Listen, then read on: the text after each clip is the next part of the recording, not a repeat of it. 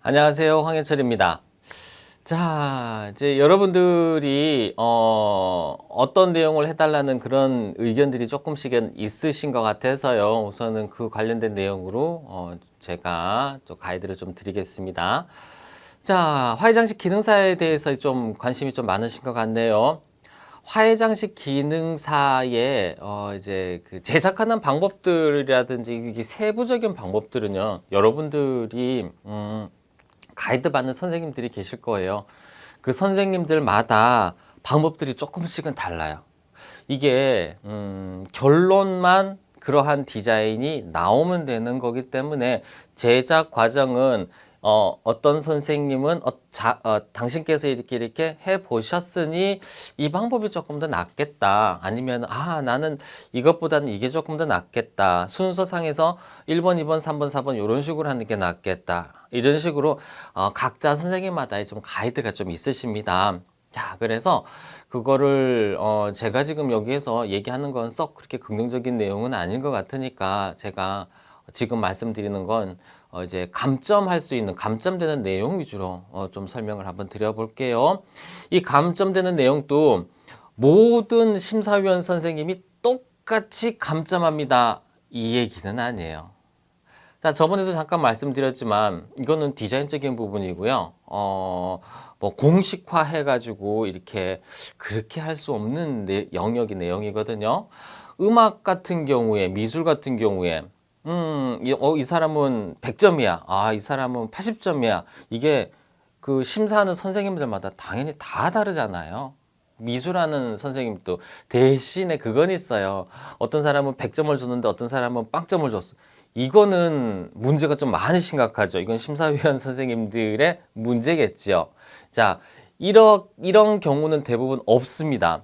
대부분 비슷한 분포로 좀 움직입니다. 이 선생님은 좀 이렇게 후한 점수를 주시는 편이기 때문에 조금 높게 주시고, 이 선생님은 조금 더 좀 깐깐하게 이렇게 체크하시는 선생님이기 때문에 점수를 조금 더 낮게 주고, 이러한 편차가 분명히 있기는 합니다. 자, 이 기준에 의해서요, 어떤 부분에는 어떤 선생님은 좀 감점을 좀 많이 하시는 선생님이 있고, 어떤 부분에는 그래, 이 정도는 뭐 기능사인데 이 정도는 조금 그래도 살짝 좀 봐줄 수도 있지 않을까 해서 조금만 감점하시는 그런 선생님들도 계시고요. 이러한 내용을 좀 감안하시고 들어주시면 됩니다.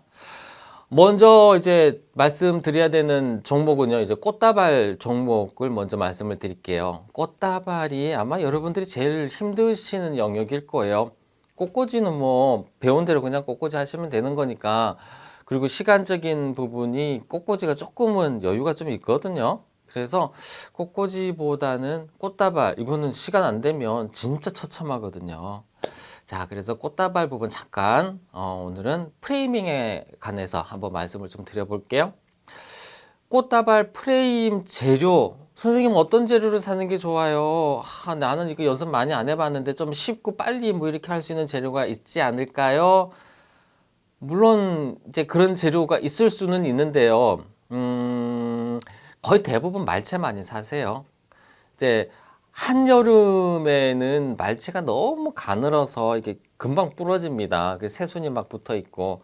자, 그러다 보니까 한여름 빼놓고는 거의 말채 많이 쓰시는 것 같아요. 이 말채의 특징이 이제 직선으로도 쓰기 좀 쉽고요. 막 마사지하면 곡선으로도 쓰기 쉽고요. 적당하게 딱딱하고요. 뭐 이러다 보니까 이제 쉽게 내가 어떤 모양을 만들기가 좀 편하다는 그런 장점이 있는 재료죠. 이거 외에 곱슬보들로 제작하실 때도 곡선 표현, 직선 표현 다 괜찮습니다. 곱슬보들은 장점은 격가지가 많이 있잖아요. 그래서 한번 이렇게 프레임을 만들었을 때 이 격가지를 제대로 이렇게 벌리고 하면 그물망처럼 이런 망을 만들 수가 있어서 꽃다발, 꽃 잡기가 훨씬 수월하다는 거죠. 이제 이 격가지가 많다 보니까 또 그런 장점은 있지만 이 격가지를 다 일일이 묶어야 되잖아요. 묶어야 되는 그 시간이 조금 소요된다는 또 단점이 또 있네요. 자, 그래서 대부분 이제 말체를 많이 준비하십니다. 그냥 그거는 이제 약간의 장단점이 있다 말씀을 드렸고요. 말체를 사용할 때도요, 말체의 이 밑에 부분 있죠. 굵은 줄기, 이거는 사용하지 않습니다. 이건 너무 굵고 휘지도 않고요. 이건 너무 딱딱해서요. 그리고 이 굵은 줄기를 하시면은 꽃다발이 무거워집니다. 프레이밍에 의해서 기본 무게가 좀 많이 무거워져요. 심사위원 선생님들이 이렇게 심사를 할 때 하나를 딱 들었어요. 그래. 뭐, 이렇게 모양이네. 그래. 딱 내려놨는데, 이쪽 걸 딱 이제 그 다음 걸 들었는데, 뭐 이렇게 무거워? 어유, 묵직하네. 자, 가벼운데도, 뭐 가볍진 않겠지만요. 이거보다는 가벼운데도 형태가 다 나왔고 제대로 모양이 완성이 돼 있고, 괜찮겠어. 이거랑 딱 들었는데, 어유, 뭐 이렇게 막 묵직해. 이거랑 분명히 느낌이 다를 거예요. 자, 그래서요, 이왕이면 가볍게 만드는 게 더 우월한 점수를 받을 수 있기 때문에, 우선, 굵은 줄기는 사용하지 않는다고 이제 보시면 될 것 같고요. 말체에 새순을 쓰시는 분이 계시는데, 이 새순은 다 잘라내세요. 이게 어떻게 나온 내용이냐 하면은, 이 새순 같은 경우에는 새순 있는 상태에서 프레이밍을 만들면 이 파릇파릇한 연두빛의 이파리가 전체 디자인에 같이 어우러집니다. 어우러져서 다 만들었을 땐 굉장히 예쁘게 보입니다. 그거는 당연한 얘기예요. 이 새순까지 사용하신다면. 자, 그런데 이제 처음부터 디자인 자체가요. 단기로 숏텀을 위한 디자인이냐, 롱텀을 위한 디자인이냐로 처음부터 기준이 달라집니다. 즉, 이벤트 장식하려는 거 있잖아요. 뭐 웨딩은 기껏 해봐야 뭐 3시간, 4시간이면 그거 끝나잖아요. 그럴 때는 이파리 붙어 있는 걸 쓰시든 아니면은 그냥 물 처리하지 말고 잎을 주렁주렁 다 하시든 아무런 상관없습니다. 결론만 예쁘면 됩니다. 요건 이제 짧은 기간 내에 장식하시는 거예요. 근데 롱텀으로 하는 디자인들, 예를 들어서 이걸 잡아가지고 물병에 넣어가지고 뭔가 이렇게 표현을 하는 걸 본다든지 피는 걸 본다든지 적어도 하루 이상의 무언가에 이제 액션을 조금 취해야 되는 상태들, 그런 것들은 당연히 이게 2시간 있으면 3시간 있으면 시들겠구나 그랬을 때 이런 것까지 감안해야 되는 겁니다. 이거는 기본 플로리스트의 상식이에요. 자, 그래서 기성사를 제작하실 때는 이왕이면 잎을 다 뜯고 장식하시는 게 프레임을 제작하시는 게 맞습니다. 처음부터 잎이 안 붙어 있는 말체를 사시는 것도 괜찮은 방법이죠. 자, 그리고요. 자, 이 프레임은요. 저변에 이렇게 만드는 거를 기능적인 역할 프레임이라고 그러고요. 위에 이렇게 덮어 있는 거를 장식적인 프레임이라고 얘기합니다. 그게 두 개로 이렇게 나누어져요. 자, 이 기능은 눈에는 절대로 안 보여요. 단지 내가 꽃을 만드는데 어떤 모양을 만드는데 그냥 만들려니까 꽃이 난 요 각도로 꽃이 이렇게 있게끔 하고 싶은데 그게 안 되잖아요. 자꾸 이렇게 붙어 있으려고 하잖아요. 손으로 자꾸 잡다 보니까. 그래서 내가 원하는 각도로 자유롭게 꽃 구성을 할 수 있게끔 하는 그런 역할을 하는 게 기능적인 프레임이에요. 자, 여기에서 이제 또 그 감점 될 수 있는 내용이 좀 나옵니다. 이 기능적인 프레임을 제대로 못 만들었을 때의 증상이 어떤 증상이냐? 자, 프레임은 기껏 다 완성을 다 했는데 꽃을 막 넣고 장식을 하기 시작해요. 꽃을 넣어서 구성하는데. 자, 처음부터 시작해서 꽃이 중앙에 하나 넣고, 그 다음에 이파리 넣고, 뭐, 거베라 넣고, 이렇게 하나씩 채워가요. 채워가고, 그 다음에 또 넣었는데, 또 채워가고, 꽃을 한 반 정도 썼는데, 아직도 중앙에 이렇게 신부 부케처럼 이렇게 꽃들이 딱 붙어가지고 이렇게 있어요.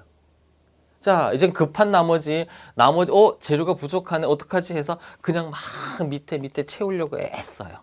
자, 그러다 보면, 결론은 이런 모양 나와요.